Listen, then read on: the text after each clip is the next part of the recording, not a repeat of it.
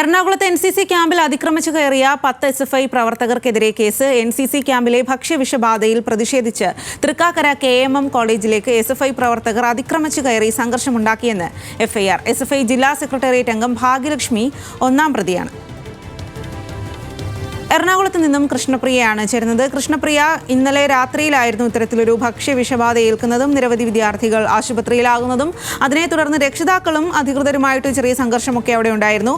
എപ്പോഴാണ് SFI പ്രവർത്തകർ അവിടെ എത്തിയത്? സംഭവം എന്താണ്?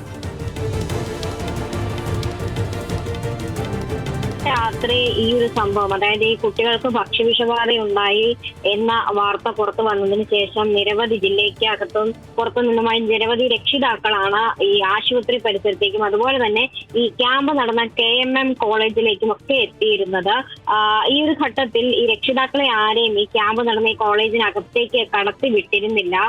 ഒരു ക്യാമ്പാണ്, അവിടെ നിരവധി ചിട്ടവട്ടങ്ങളുണ്ട്. അതെല്ലാം കണക്കിലെടുത്തുകൊണ്ട് ഈ പ്രതിഷേധമൊക്കെ നിലനിൽക്കുന്ന ഒരു സാഹചര്യത്തിൽ പോലും ഈ രക്ഷിതാക്കളെ ആരെയും കടത്തി വിട്ടിരുന്നില്ല. ഈ പിന്നീടാണ് ഈ കുട്ടികളുടെ ഭാഗത്ത് നിന്നൊരു ആരോപണം, ഇതൊരു ഭക്ഷ്യവിഷബാധയാണെന്നും ആ ഒരു തരത്തിലേക്കൊക്കെ ഉള്ളൊരു ആരോപണമൊക്കെ ഉണ്ടാവുന്നത്. ഇതിന് പിന്നാലെയാണ് ഈ SFI പ്രവർത്തകർ ഒന്നടങ്കം അവിടേക്ക് എത്തുകയും ഈ ഗേറ്റ് ഒക്കെ അതിക്രമിച്ച് കടന്ന് ഈ കോളേജിനുള്ളിലേക്കൊക്കെ പ്രവേശിക്കുന്ന ഒരു സാഹചര്യമൊക്കെ ഉണ്ടായതും തുടർന്ന്